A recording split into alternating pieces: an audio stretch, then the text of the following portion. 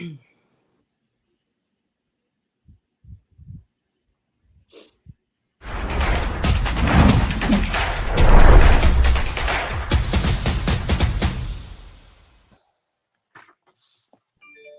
there, sports fans. This is Playitright TV, and I'm Kinito Hanson with Diane Castillejo. And Diane, Hey. we've got someone really special. He's already on your screens, so you know who he is. We are coming to you live as in live, completely live. And we're going to take in questions from anyone who wants to ask questions to Coach Tim, to us. Anything that we can answer, we'll try our best to do it. And Diane, wow, we've got something really good. Yeah, well, thanks for joining us, Mr. Tim Cohn, the head coach of the Gilas squad, heading into the Asian Games. We're still just getting over the World Cup fever. So many things have happened. Well, here you are. You are the head coach, just formulating your squad. So I just wanted to ask you, first of all, how was practice today, Coach? I know it's day three. Oh, day three of your training with the 13 guys on the team. Well, we're trying to implement a lot of stuff, so there's a lot of confusion at the moment, and but that's to be expected. You know, like I keep telling the guys, we don't have to be good today. We don't have to be good tomorrow. We're just trying to work to be good. In other words, we're just taking the day-to-day process, trying to elevate our game as we go, elevate our understanding. But you know, we're throwing a lot at these guys in a short time, and there's a lot to really figure out for them, and there's a lot of confusion, but you know, the energy, the attitude is phenomenal. I'm really happy with the guys and the way they're working hard to perform. So but we expect to get better. We really do. We expect to get better, but we're, like I said, we're not good right now. If we had to play in the Asian Games tomorrow, wow, look out. We're not going to be very good. But give us another week and a half, 10 days or 12 days. I think we're going to be where we want to be. Coach Tim, can you tell us a little bit about your coaching staff? We know that the LA Tenorio is with your group, along with Richard Del Rosario, Josh Reyes, and John Wichico. But you have a new team manager and also a new deputy team manager. Who are they? You forgot Patrick Bartosa as part of our coaching staff as well. But yeah, I mean, can you imagine? I got two bosses that are my team managers, and you know, I got Al Francis Chua, who is, you know, he's a bundle of energy. He just is go all the time. He never rests. He doesn't sleep.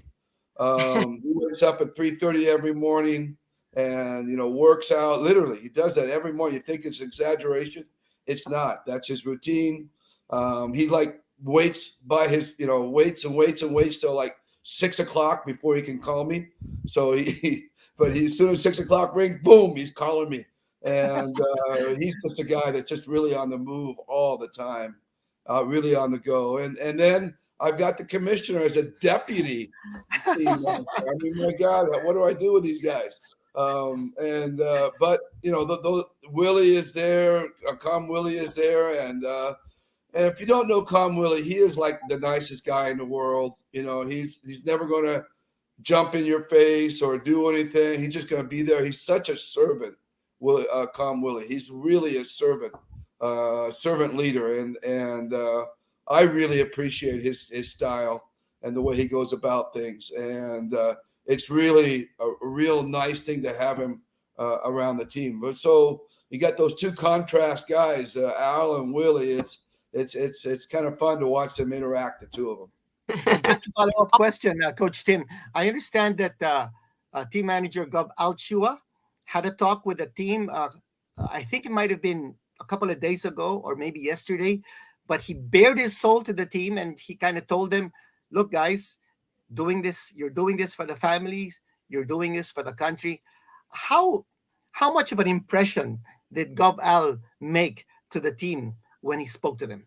Well, it was a high-powered meeting because we had the commissioner of we had the commissioner of the PBA, we had the chairman of the board and Mr. Vargas, and then we had Al Francis, and again, you know, Al is, when he speaks, you know, everybody listens because he's just, again, he has that energy level that's always really high. It's always real coming at you, and he's a real motivator. You know, he motivates, and Our guys, I think, were ready to bust out of their chairs and run onto the court after Al spoke to them. And Mr. Vargas came out and talked about. He says he rarely, if ever, goes to a Gilas practice, but he wanted to show himself there and show his full support. And it was like, we had a really nice backing there. And I think the players could feel it because, they needed that because they're just, they all know they're just kind of thrust into this situation. And without a doubt, there's an opportunity of failure here, but the confidence given to us by the guys behind us was really outstanding. And like I said, we were at the end of the meeting. I think everybody's ready to jump out of their chairs and go, get out to practice, start bumping and hitting each other. So they were excited. Diane, you're on mute. Can't hear you, Diane. Diane, you're on mute. Okay. Go. You're on mute again. Okay. We have a comment saying that Coach Tim Cohn is perfect fit for the job. So, but anyway, going back to your cuento, I wanted to say, I can imagine already Al Francis talking, right? The way he convinced you to take on the job as head coach, calling you every 6 minutes, as you said, texting you at 4 a.m., are you awake, right? I'm sure that's the kind of tenacity and intensity that he had talking to the team. And like he was telling you, because you were saying, oh, this is really tough, but what if we do it? What if we do it? So exactly. I bet he was saying the same things to the guys, and I guess it worked because he said, they all wanted to jump out of their seats and get to practice and say, like, hey, we can do this, guys. Kahit late na tayo, kaya natin to. What were some of the things he said to the team? Yeah. it was just truly a motivational speech. He was talking about flag and country and family and such, but it's not really for Al Francis. Not always what he says; it's how he says it. It just says with such passion and direction and directness that you catch it right away. And he's like that, not just with this team, but he's with that when he comes and talks to Nebra or San Miguel or Pure Foods. He can really fire you up, and I know he fires me up all the time, and I'm ready to go, break down walls. So it was a neat thing to just watch the reaction of the players. Coach Tim, we've got the lineup of the players whom you're working with. It's a 13-man lineup with Stanley Pringle as a reserve. Let's flash that now on your screens, and let's go over the names if we can. Here we are: Justin Brownlee, Junmar Fajardo, Japet Aguilar, Roger Pogoy, Calvin Oftana, Chris Newsom, Mo Tautua, Calvin Abueva, Terrence Romeo, Scotty Thompson, Jason Perkins, Stanley Pringle, and Ange Kwame. So you've got two naturalized players on your squad. We understand that Perkins and Abueva had still not been cleared by the Asian Games Organizing Committee. You foresee any problem in getting them in the team? I really don't know. I think that's above my pay grade. I don't know what's going on in the top. I asked for Perk and Calvin. They were the top of the list because, again, it was more of a positional thing. We needed that position to fill out, and those two were to me, the two best guys available to play out those positions. And we could see a vision and a role for them on the team. So I requested those two. We actually requested more, but it got narrowed down to we could only take two. So we settled on Perk and Calvin. We're hoping to hear word by the end of this week or early next week. But as for the odds or probability, I have no really clue. Is it 90-10, 70-30, 50-50? I really don't know. Maybe someone in the POC would know. But at this point, we're just waiting to hear what's going on there. Well, in the off chance, as a follow-up question, Coach Tim, if Jason and Calvin Abueva are struck out, you're left with 11 players. Will you still be able to bring in another guy to fill in 12? Yes, we have some guys in mind. Obviously Stanley would be one of those guys that would step in because he is our alternate, and that's why he's there. We really want him to, to stay with the team, and not only that, in case someone is injured, something happens. Like Roger hasn't been to practice for 3 days. We're hoping he can get in at some point, but if he can't, then Stanley's there. So Stanley's a really, really crucial person to us right now.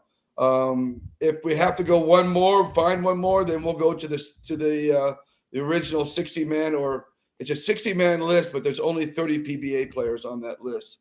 So we have to find someone from that list to come in. We have a couple of ideas. Okay. Yeah. I don't want to talk about it at this point. I'm just hoping hoping and praying for Perk and Calvin. Yeah. So you said that you really put in a lot of thought into seeing who would be a good combination of quickness, size, and good shooting, good guarding, of course. Tell us how's Justin Brownlee, because I know we know he's just coming back from minor medical treatment for his ankle. How's he doing in practice? How is he looking? Well, actually, it wasn't minor. It was actually major surgery on his ankle. He had some major stuff done on his ankle, some removal of some bone spurs, and it's common amongst players. Not, I mean, super common, but players do have issues with bone spurs on their foot, and they do have to have them removed. Usually, you're out. It can be anywhere between 4 to 8 weeks, and sometimes it can be even longer if the surgery doesn't react well. So Justin's about 4 weeks, I think, from the time of his surgery, maybe 4.5. So he's still recovering from it, no doubt about it. Today, he went through the first maybe 75% of the practice, and then the trainers asked him to pull out for the last 25% because he was starting to feel some soreness, and they didn't want to push him. So he sat out the last 25% of the practice. That's kind of been what it's like for him. He's not 100%.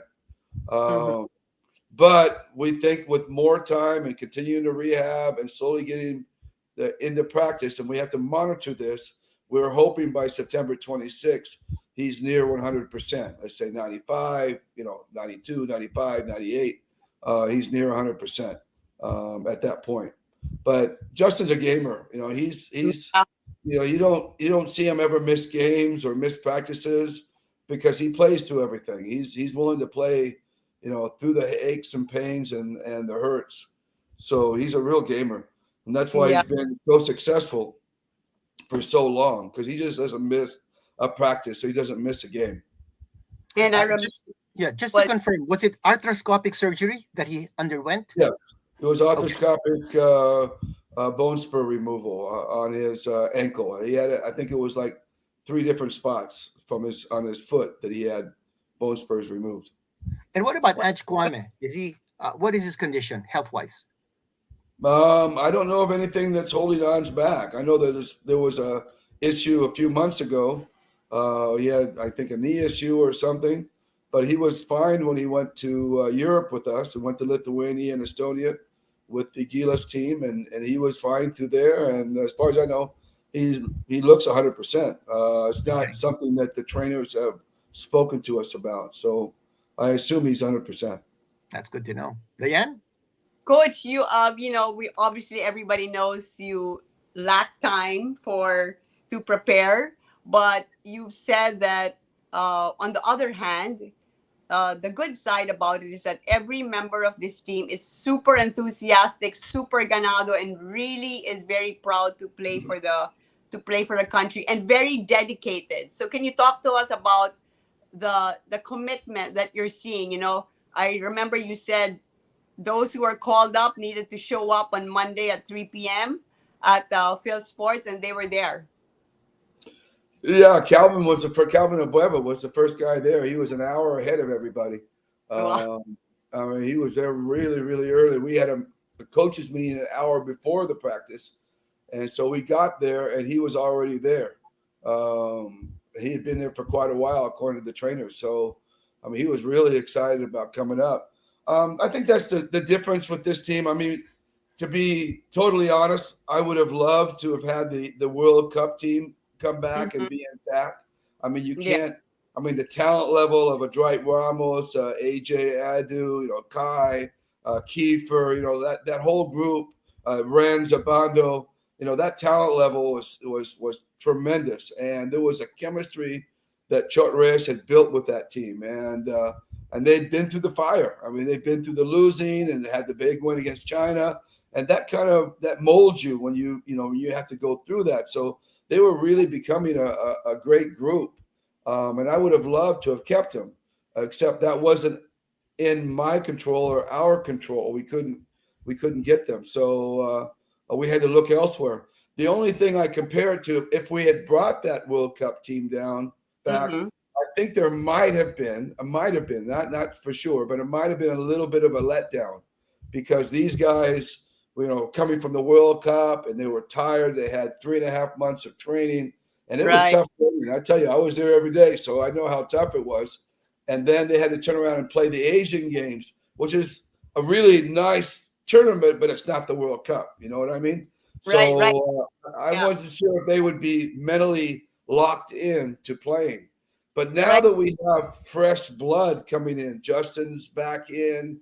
Uh, um, we got Calvin and the two Calvins actually, because Calvin wasn't able to join us in the World Cup. Got the two Calvins, Terrence, Mo. These guys are coming in, and they're coming in with an abundance of energy, and they're really excited about the opportunity. So that's the difference. So maybe the other team would have been more talented, but maybe they would have suffered a little bit more of a letdown. This team is just truly, super ganado to play the Asian games. They're just super.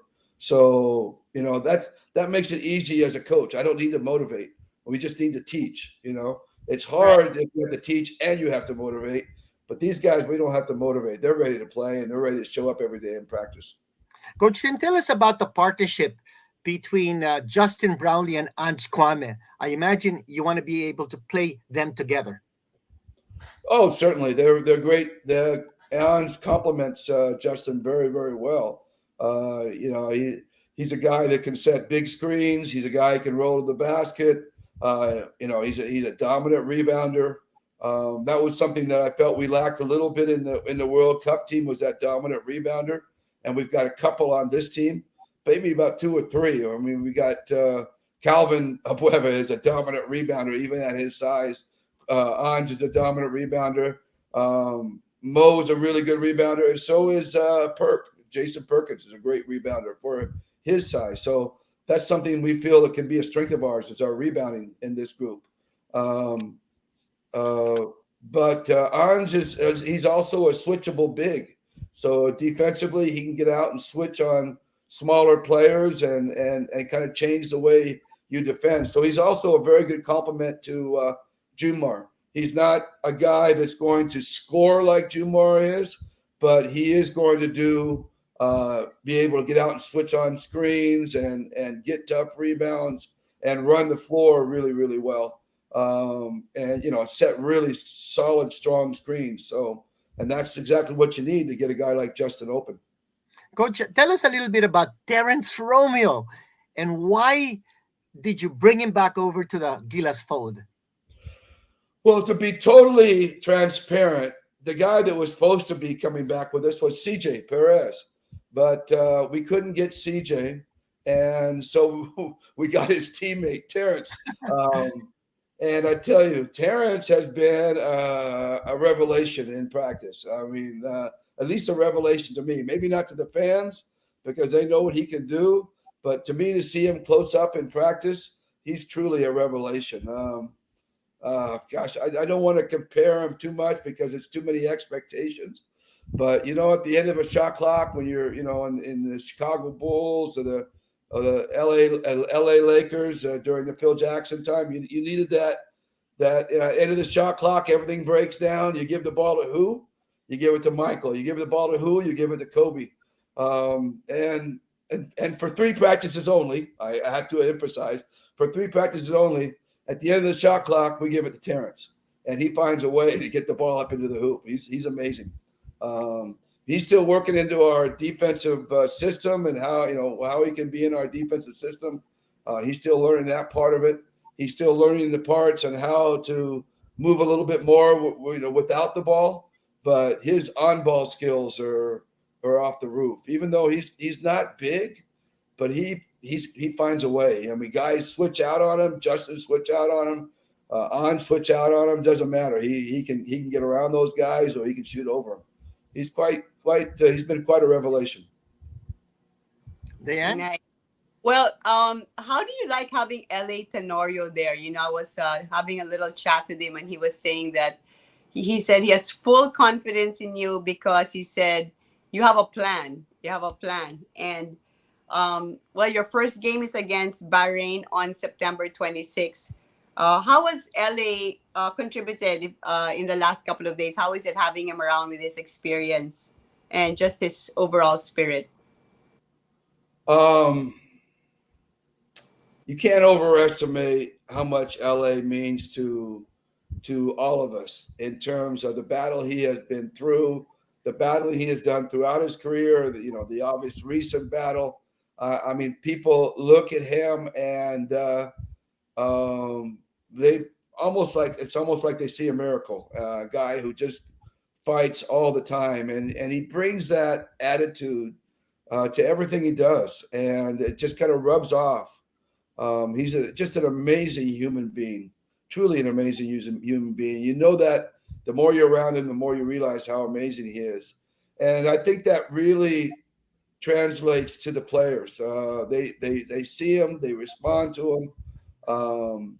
And again, you just can't overestimate how much he does. He's an incredible person, and he's one of my biggest cheerleaders. I've been with him for so long, and I really appreciate the fact that he has followed me through the Alaska and then through Inebra, and Right. and he's always been at my back. And what made it always so easy for the coach my players is that you always have to coach the leaders first. If you can coach the leaders, you can get everybody to follow. And LA obviously is our leader. And once he's always so responsive to my coaching, so it makes it so much easier to coach everybody else. And that's just been his MO ever since he's been with me as a player. I just love his feistiness, his desire to win. His constant Laban. He is just epitomizes all that. Well, Coach Tim, let's zero in on the Asian Games coming up. We've got the groups that we can flash on our screens right now. And we see Group A, Iran, Kazakhstan, Saudi Arabia, and United Arab Emirates. Group B, China, Chinese Taipei, Lebanon, and Mongolia. There's Group C. That's where we are. Jordan, Bahrain, Thailand, and the Philippines. Group D is Japan, South Korea, Qatar, and Indonesia. Now, what happens here, Coach Tim, as we all know, at the end of the single round robin preliminary stage, number one goes automatically to the quarterfinals. Number 2 and 3 cross pair with Group D, and to determine in a knockout who will also make it to the quarterfinals. Of course, the fourth placer in each group drops out. So in this case, if the Philippines winds up number 2 or number 3, then the Philippines will cross pair or cross match against Japan, South Korea, or Indonesia, or Qatar, any of those 4. But before that, just looking at the Group C schedule, and we've got that right here now. Here's our schedule of our Group C assignments. So we go up against Bahrain. Bahrain made it to the Olympic qualifying tournament. So they've qualified for that tournament in June of next year. Then we go up again, and Bahrain's naturalized import is Wayne Chisholm, whom we all know. And Thailand has Tyler Lam, Moses Morgan, a lot of naturalized players there. Jordan, of course, Rondé, Hollis Jefferson. How do you size up the opposition? How do you feel we can finish out of Group C at the end of the single round robin? All I know is it's going to be a really, really tough group. I think everybody looks at Bahrain and says, oh, there's a pushover. but they not only qualified, they dominated the qualifiers. They beat everybody by double figures. They beat Kazakhstan by 30 points in the qualifiers. And we all know Kazakhstan has historically been a good team in the Asian Games. So, they were just absolutely dominant. They beat Indonesia by more than 20 points. And Indonesia gave us fits in the Southeast Asian Games this last time out. So Bahrain is a team to really worry about and focus on. And so obviously we need to get off to a good start and see if we can handle Bahrain, but it's not going to be easy. Just like a lot of the African teams, they have good size and they have good athleticism, and they've got a couple small guards that are very, very, they shoot the ball lights out, and they're very good on pressure. So those are things we're going to have to be able to handle. Thailand is always been a growing, that they're getting more and more type of what do you call them? Thaiams? I don't know. Like Philams, Thaiams, but they're getting more and more of those guys coming from the States, and they're a team to reckon with. And then you got Jordan with we personally, Hinebra has already had their issues with the Hollis Jefferson in the last conference, and his ability to match up with Justin. So that's going to be a tough team. They got that. Jordan has great size as well. They have a 7-footer in their center who's mobile and good. The good news is that we've played them in the in the windows, so the coaching staff knows them well, and that's primarily why Jong and Chico's there, and Josh Reyes, because they've had that experience playing those guys in the windows, and Josh has played a lot of these guys in their when they were in their 19s and 2021s, because he was coaching the under 21 team. So he has a lot of international experience scouting these guys. So I'm going to rely on them a lot for the scouting and tendencies of players and such, which is really crucial to the way we game plan and play defense. So it's a tough group. People might look at just Thailand, it's just Bahrain. The only one we have to worry about is Jordan. But I think that if we do that, we're going to be in big trouble. I just know that I learned from experience back in 1998 with the Centennial team. I took a team out there to beat China, and that was our total focus. China was the monster, the king of Asia at that time, with Wang Zhuzhu and Mank Batir, and they were just absolutely dominant in Asia. So our whole mindset was, we got to beat China. We got to figure out, if we want that goal, we got to be able to beat China. And then, boom, we were bushwhacked by Korea, because we weren't prepared as much with Korea because of their quickness and their shooting ability. We just didn't think about them as much as we thought about China. So I'm hoping from experience, I'm going in here with a better idea of, we have to be more versatile. We have to have different kinds of lineups to match up to different kinds of teams. And hopefully we've gotten that a little bit in this lineup, where we can play with really good size, and that yet we can come down and play smaller and quicker if necessary. So that's I hope I just don't fall into that same trap I did in 1998. See, that's the whole point. You fail, you learn, hopefully you get better. So I certainly failed back then. I hope I don't fail again this time around. Yeah. Well, talking about China, well, of course, it was a great, fantastic win against China. They will be at the Asian Games along with Japan, Korea, other powerhouses in the Asian Games. And you talked about, you almost feel like, not naman, but a little wary of if should you face China again in the later rounds, because Sure. babawi sila, di ba? I mean, they got babawi. Well, It's also their home court. Yeah, we're going to their home court. So, and we don't have Jordan Clarkson, making that incredible performance. You got to tip your cap to Jordan. He came in with limited time, It was a struggle for him early, trying to figure out the things we were asking him to do. And it all came together in that China game. I wish we'd had more games to play Yeah. after that, because it was just things where we could actually feel things starting to come together. There was more communication. There was more fluidity in our practices, and guys were locking in better, and they were communicating better. It was just building, and so I frankly wasn't surprised by us playing that well in China. I felt that we had a chance to play that well all the way through the tournament, but it just took us a while before we figured that out against. And again, you got to tip your cap to Jordan Clarkson. I mean, he really proved why he's a star in the NBA in that game. He was amazing to watch. I was like sitting on the bench going, A row. and just All of watching us. him. All of us. How much? But you know, we don't have Jordan, but we do have Justin, and maybe that's a good thing, because you know they won't be ready for Justin. They'll be looking for Jordan. Maybe relax a little bit. I don't know. Hopefully, but yeah, China. If we can get them, it looks like we wouldn't play them until at least I would think the semifinals or the finals. Yes. If we get that far, and we know they're going to be out to get us, and you know, we're just going to have to try to beat them a different way than we did the last one. Nice. Sounds Not good. another way. Well, what about you've said that you feel that South Korea is probably the best team at the Asian Games. Can you talk to us about that? Well, I'm not sure they're the best, but I think they might be the favorites. Well, I think China is actually going to be the favorites because they're at home and they're playing, you know, in front of a home crowd, and they're going to have comfortability in their gym and everything else.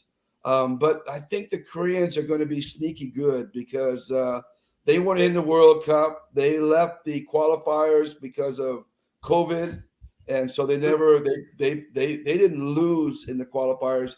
They backed out of the qualifiers because of COVID, and so they're ready. They've had all this time to prepare, and their main goal has been the Asian Games. So everybody else is focused on the World Cup. Their thrust has been Asian Games. So I'm sure they're going to be at the peak of their game, and we know that how tough Korea can be. So we're not going to look past Korea, and they're in our crossover group.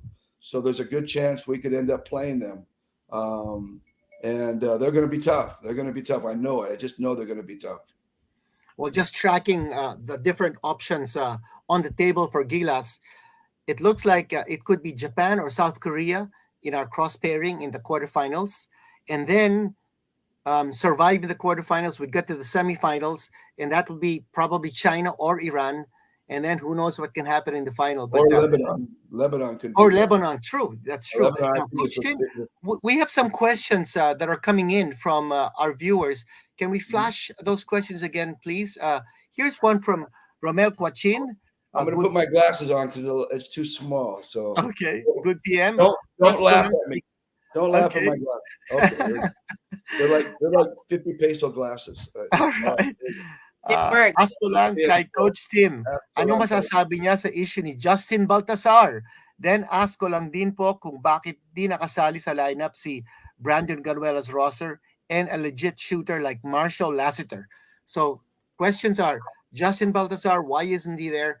Brandon Ganuelas-Rosser, why isn't he there? Marshall Lassiter, why isn't he there? Coach Tim. Well, you can go through all the lists and just point out why isn't this guy there? Why isn't that guy that? And it's not something we want to just continually talk about because it's, basically we got our 12, and that, it's kind of want to move on from there. But I will, because he has asked specifically, I will address that. But it's useless in my mind to address those things of why this guy didn't make it and why this guy didn't, because it's not going to change, and it's already done in past. We considered everybody.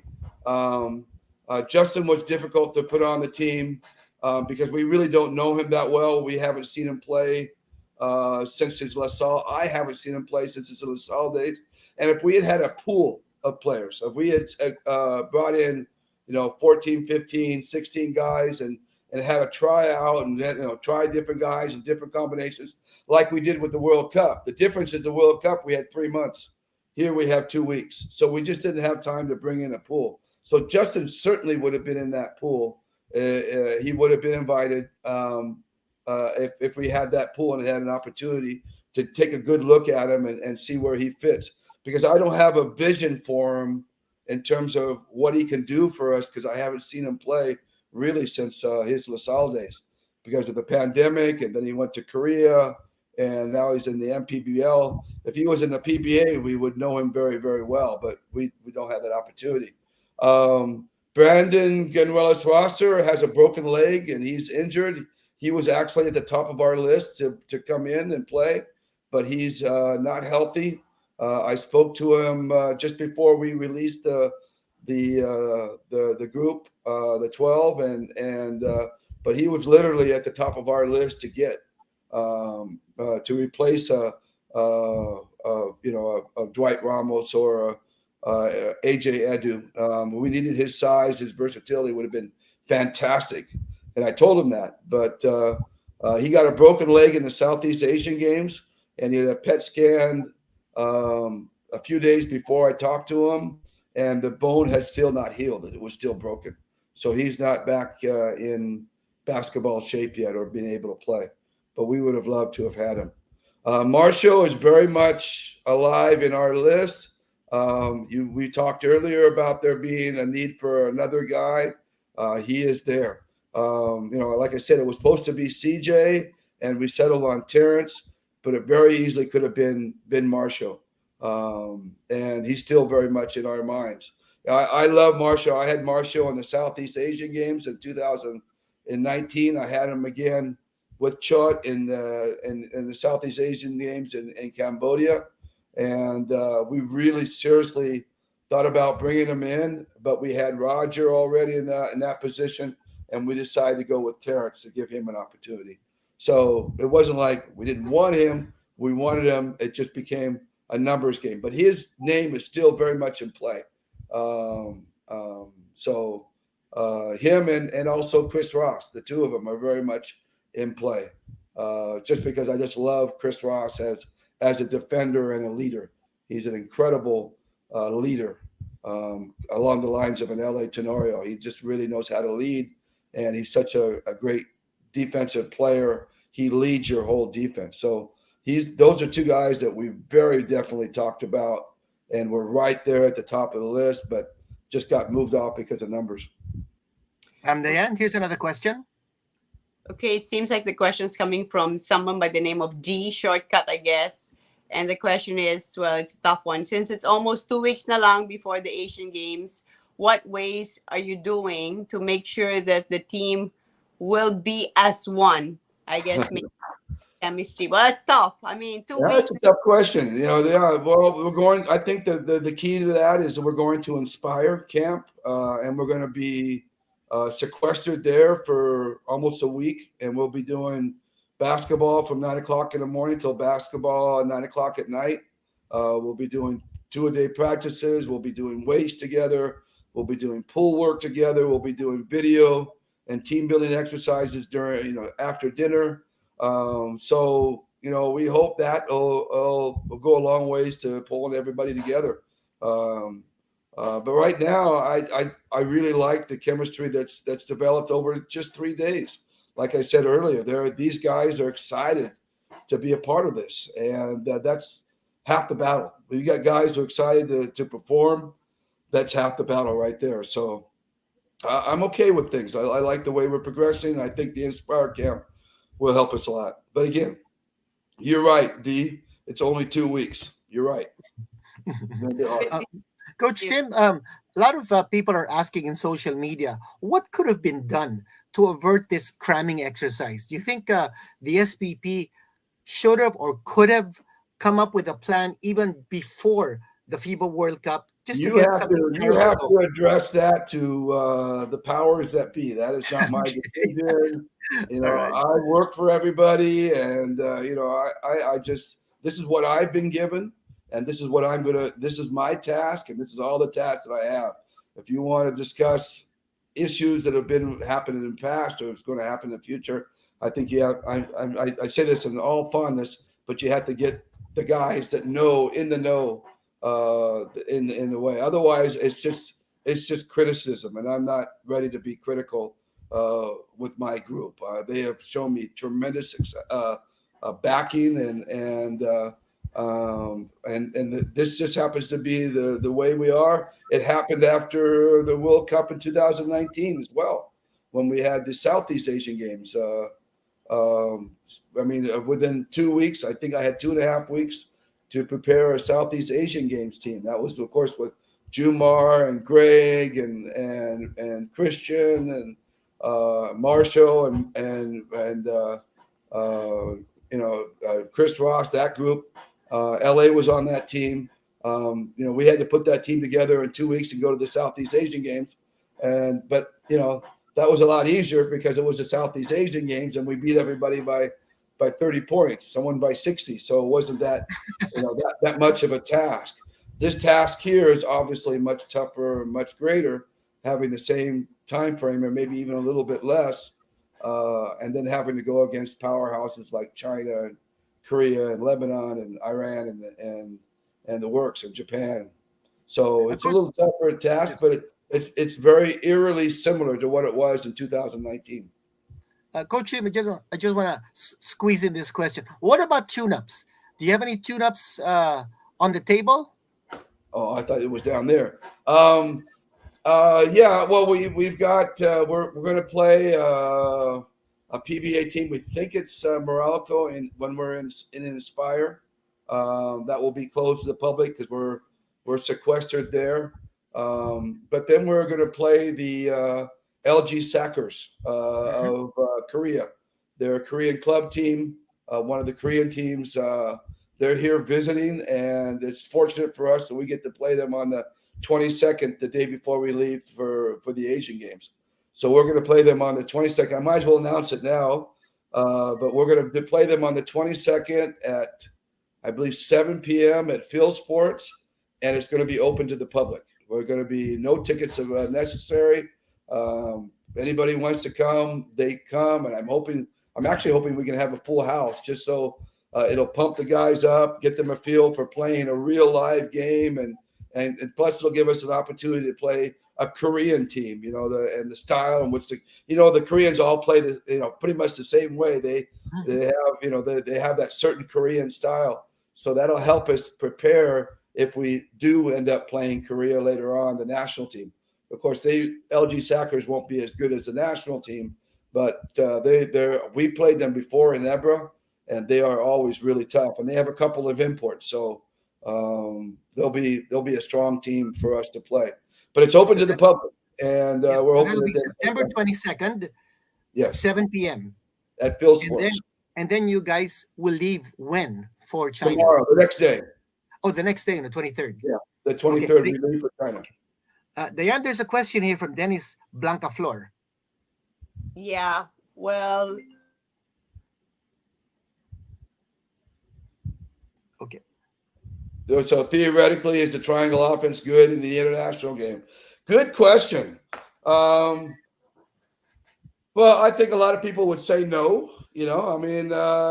But if you look at Serbia and you look at Germany, they aren't running the triangle, but they are running hard ball movement and multiple actions and screens. And that's exactly what the triangle is. It's multiple action. There's a lot of screening. There's a lot of people movement. And that's what the triangle is. Now, can I teach the triangle to this new group of guys in 2 weeks? No, we won't run the full triangle experience with these guys, but we will use triangle. What's the term? We'll use bits and pieces of the triangle and try to simplify it a little bit. But again, we'll have our sets and everything else, but it's really going to be about, we're going to live and die off of ball movement and people movement. We're gonna get everybody moving, and then we're going to get the ball moving. That's just the style in which I like to play and I like to coach. We want to get our assist levels really high. We want the ball to move. We want to be unpredictable. as much as we possibly can. And with the Never, we oftentimes lead the league in assists, and we lead the league in by far a number of passes made in each game. So that's going to be the goal. Now, is that because we run the triangle? I haven't always run the triangle. I spent 6-7 years not running the triangle, and but still using triangle principles. And so that's kind of what we're going at. Offensively, if I had full time 3 months to teach the triangle to everybody, yes, I would, and I think it would be tremendously successful in the Asian Games. I just want to. I'll drop a name for a moment if I can. I had an opportunity to talk to Steve Kerr at a dinner during the World Cup, and he came over. Imagine Steve Kerr. I mean, he comes over and says, "Hi, I'm Steve Kerr." I go, "Well, yeah, I know who you are." And he approached me, and it was really cool. And apparently, Chip Englund had told him that I was a proponent of the triangle. And so he came over and started drilling me about the triangle. We spent about 15 minutes, 20 minutes just talking about the triangle itself. Because, of course, he ran it with the Bulls. And, the first question he asked me was similar to, do you think it'd work is it working in today's game? And he asked me, are you getting a lot of 3-point shots from it? He started asking me all these questions. Did you move your pinch post up so you can get the 3-point line involved and stuff? And so we went through all this stuff with Steve Kerr about the triangle, and we started talking about passes per game. And we count our passes, how many passes we make, and we count our opponent's passes. And he was telling me that when he joined the Golden State Warriors, the Warriors were last in the league in the number of passes per game, and that was his big goal, was to move that up and eventually get to 300 passes a game.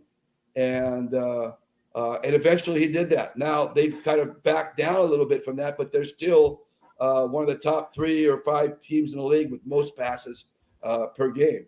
So as much as you think of Steve Curry coming down, taking quick shots, or Thompson taking quick shots, they are one of the most passingest teams in the league.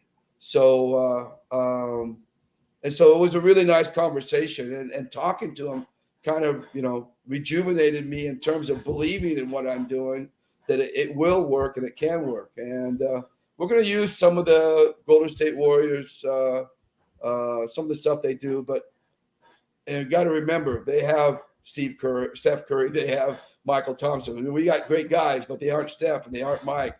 So, that's, I think, the problem with a lot of teams. They want to play like Golden State Warriors. They don't have the personnel of Golden State Warriors. But we do like their concepts. I like their concepts, and we will run similar concepts. We want to make a lot of passes throughout our possessions. That's one of our goals. Now, whether that works or not, we will find out. We will find out.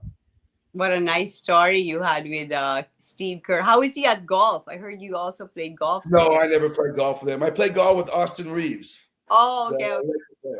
And I tell you, that kid, I mean, he's only been playing for a year or so, and he's darn near driving the greens. I mean, if you're a golfer, he's hitting the ball on an average about 285, 290. Wow. Easy. But sometimes he's hitting it like 320, 330, 340. I mean, it's amazing how hard and far he hits the ball. And it doesn't even look like he's hitting it hard, but he gets it out there. He's amazing. That's not fair. Yeah, it's not. These athletes, they're great athletes. There's a reason why they're great athletes. They're great athletes in everything they do. I played golf with some baseball players, Major League Baseball players. And they hardly play golf. They played golf like 4 or 5 times in their life, and they were just destroying the ball. And it's just amazing to see these athletes get out and play. Another really good golfer is Jojo Lastimosa. He rarely plays, but man, he can slug the ball. He's a good athlete.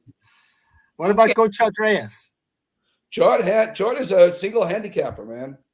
He plays that's really, really, really good. I'm not even near a single handicapper, but I just play for fun. But Chart's really competitive. He works hard at it, and he's good at it. He's really good. Well, Well, but last Tim, question. Go ahead, Diane, please. no, I Diane, would. go ahead. I'm sure you can beat him in tennis. Probably only because I practice more than he does. I don't Yes, think Chuck plays. shot golf to relax. I remember I think I saw that he had sneaked out a couple of minutes in the greens, and you all were playing tennis, both different sports to relax you. But Yeah. coach, yeah, going back to the Asian Games, I know that you've said that yeah, just gonna try to be the best that you can be, but you are definitely going in there to win, that to go for the top prize. Well, what we talked about today in our meeting before the practice, we meet before every practice and we talk about certain things. Today we talked about the idea that our goal is to win a gold medal, Mm-hmm. but it's not our focus. Our focus is not to win a gold medal, but our goal is to win a gold medal. Our goal, our focus is what we do every day. That's what we focus on. And there's a big distinction there. And we know where we want to get to, but we just can't get there unless we take the necessary steps to get there. So our focus is on those necessary steps, and that's really important. That's the standard we want to set. We want to make sure every day has purpose. Every day we go out and we get something that we learn something different that we didn't know the day before. Again, the learning curve has to be very quick right now because of the short preparation time. We're not afraid of that short preparation time. We're certainly not going to use it as an excuse, and we're not going to. There's a rush to get done in these 2 weeks. But I keep telling the players, even though there's a rush, we're not going to rush. We're going to take our time and try to do it the right way and do the proper steps. And we'll get as far as we can get, depending on how we do it day to day. And if that equates to a gold medal, that's awesome. That's our goal. But right now, it's just what we do day to day. And we're going to be hopefully truly process oriented. And we're trying to get that buy-in with the guys at this point. Well, we're getting a lot of comments, Coach Tim, from viewers. Andrea, so you're also saying go, go, go, Coach. Earlier, we also saw some comments saying that, yes, they're all 100% behind Coach Tim. Here's another from Hammer Benitez, Coach Tim Cone, the GOAT. Good. Yeah. Well, Coach Tim, just want to find out from you your feeling. Wait, let me stop. There's Okay. only one. But I keep saying this over and over again. People think I'm trying to be humble or whatever, and it's not true. There's only one GOAT, and that's Baby DeLupin. Baby DeLupin is the GOAT. He's the greatest of all time in our country here, and he has something like 60. Everybody talks about my championships. I think, what was it, 68, something like that. 68 championships in his career. So I appreciate people saying that. It makes me feel good. Whenever I hear that, I think of Baby DeLupin. So, and I thought he was really special. Anyway, I'm sorry to interrupt you. Go ahead. No, that's fine. Here's another one from Red. Coach Tim, thank you for serving our country. Yeah, for sure. You thought he'd be off now. Pardon me? No, well, I didn't think I'd be on break. I have to admit. I think that the thing that it wasn't that I didn't want the position, or I felt I couldn't do the position when I was telling everybody I didn't want to do it at that point. It was really the fact that I didn't want to follow my friend, Chot Reyes. I didn't want to have the comparisons between the two of us. I didn't want, and he never felt this, which I'm really happy about, but I didn't want him to think that I just accepted the job so I could eventually replace him and get the head coaching job myself. That was never my intention. And by taking it, some people, might think that, and I didn't want people to, I certainly didn't want Chud to think that. So, but now it's here. My big boss came and asked me to do it, boss RSA. And so I've taken it now. So now there's no looking back. Once you accept the position, there's no looking back. You don't look back. You don't regret. You don't do anything. You have the job at hand, the task at hand, and let's go for it. And I'm a very optimistic person. You give me something, I'm gonna take it and say, wow, this is fun. I'm gonna do the best I can with this. and this is the way I'm going to approach this, and I'm hoping this is the way our players will approach it as well. Let's take on the challenge. Let's do what we can. I hate losing. I just really hate losing, and that's why losing in 1998 just literally killed me. Like I said, it's the only time I ever broke down in my career. It was such a difficult loss to accept, and I think that's why, I work really hard to win because I just hate losing so much. So I just try to do everything I can to be successful in it. Coach Tim, you mentioned Boss RSA. Did he actually call you? And if Yes. he did, what did he tell you? He just said it's for the country. He told me it's just fun. He's a man of few words. He's not going to sit and give you a whole speech. He's going to give you one statement, and that's enough. And he's going to move on, and you're going to move on, and you're going to go. He's a man of few words, but his words are so impactful. He's an amazing man. I've never seen a guy with his kind of work ethic, his ability. To know exactly what's going on with the basketball team. He knows exactly what's going on with our team. He's got two other teams. He knows exactly what's going on with our team all the time. And yet he's running this incredible business. That takes all of his time. I think the guy sleeps like 3.5 hours a night. He is just an amazing person. And, but when he asks for something, he rarely asks you for anything. He'll never come and say, you got to do this, you got to do that, or interfere with your coaching or anything. So when he does ask, you're willing to do it.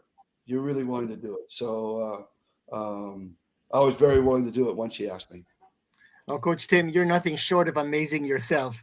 And just to ask you, after the Asian Games, Coach Tim, what are you going to be doing? Are you going to go back to Barangay Ginebra? The PBA season has been postponed till November 5, and that's to give the players coming from the Asian Games a little bit of a breathing room before Especially getting back from World Cup and Asian Games. Yes.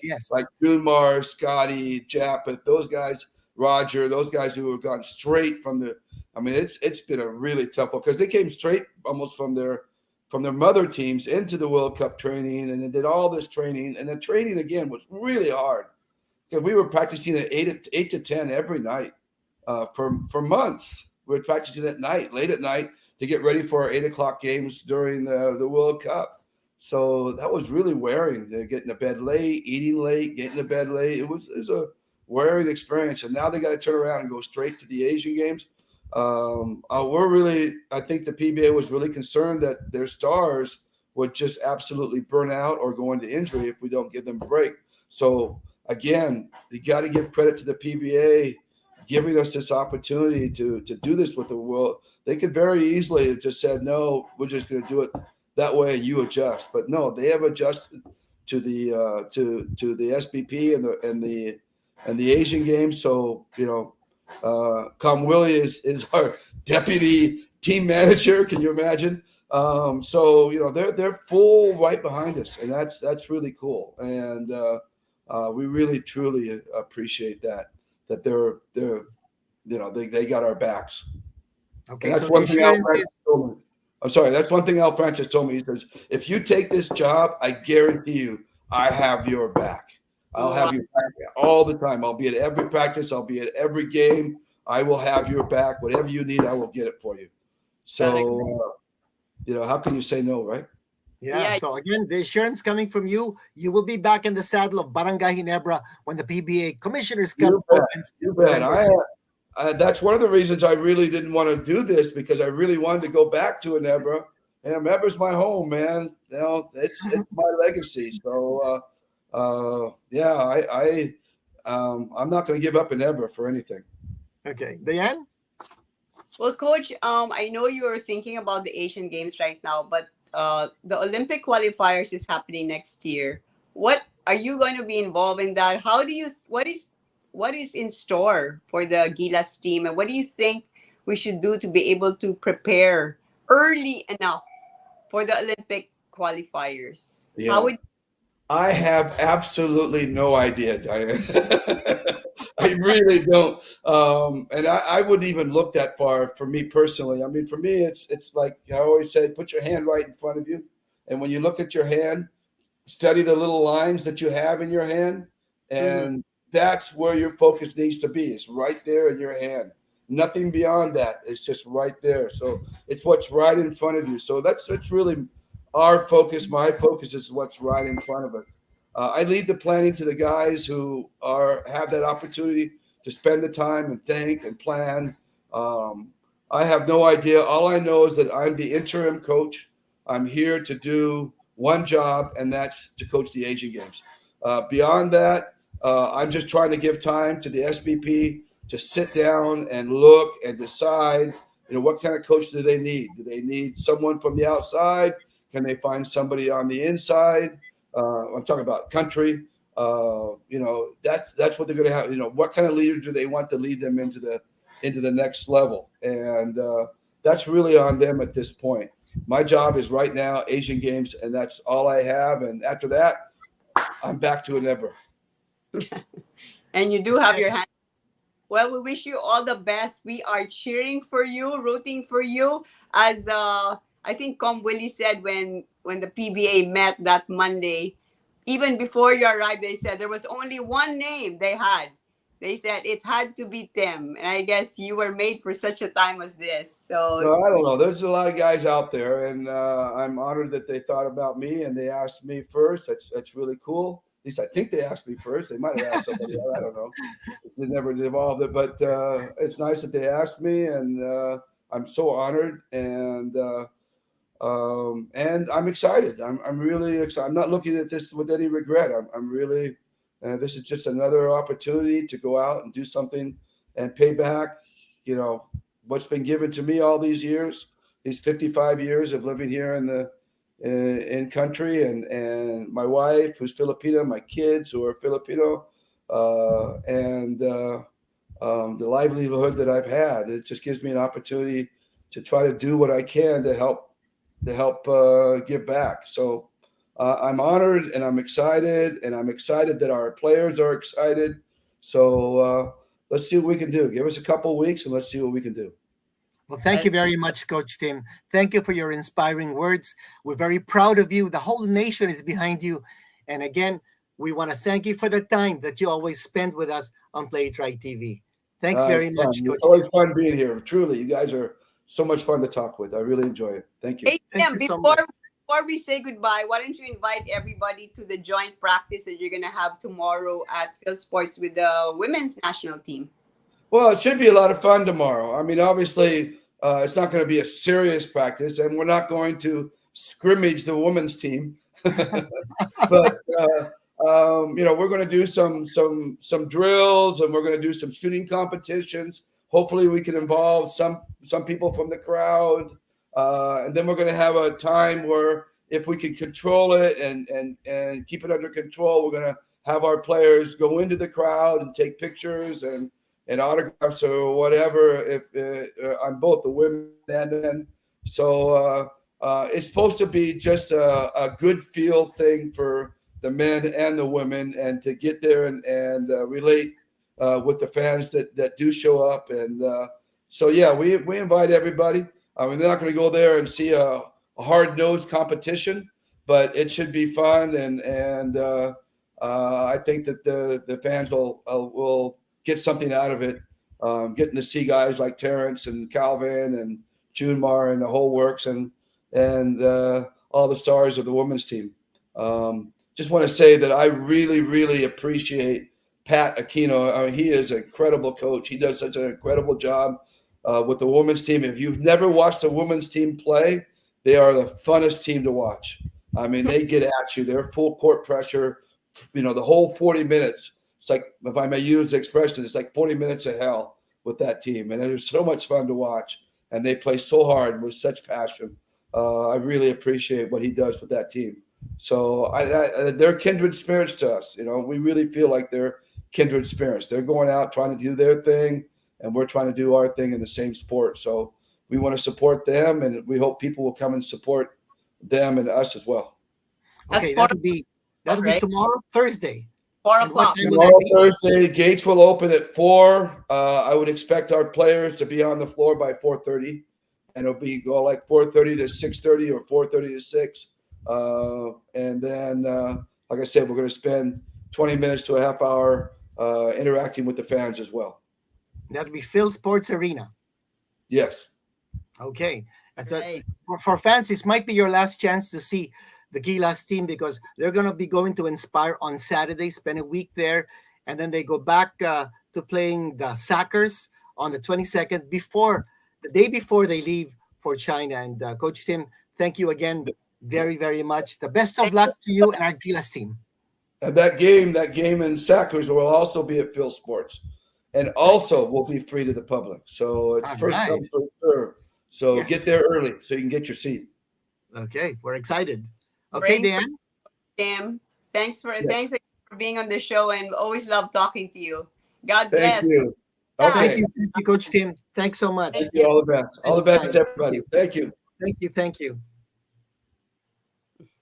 Well, that's it. Oh, gosh, we went over an hour with Coach Tim Cohn, and we want to thank him again for spending so much time with us. So many questions, so many insights that he had, the conversation he had with Coach Steve Kerr, and then the situation with his players who may be out, who may be in, and his mindset, his perspective in saying that we might be in a rush, but he's told the players, don't be in a rush. We got to take our time. The goal is to win the gold, but the focus is to be better. And those things that he's saying are very inspirational, very motivational. And I think Coach Tim has put this team in the right direction, given the foundations that have been laid out by Coach Chotres. Tremendous job. Thanks Yeah. very much, Coach Tim. Yeah, I love what he said about, the enthusiasm, the energy, and the excitement that not only he has, but the players have. And, him coming from the World Cup, of course, he had gained even more experience watching all these world-class players. So I think that it's going to be very interesting, to say the least, and exciting to follow our Gilas squad at the Asian Games. So the defending champions are China. I believe we finished 5th place in the last Asian Games. Hopefully we can medal. And you heard what he said. Their goal is to win the gold medal, nothing less. But they're going to try to just be the best they can every day. All right. Okay. Maraming salamat po sa inyong panonood, for all the viewers, for all the followers, for all those who like to listen to sports news and to get all these insights. Don't forget, like, share, subscribe. Playitright TV. We're always here for you. This is Kinito Hanson saying thanks very much. Until next time, God bless. Go Gilas.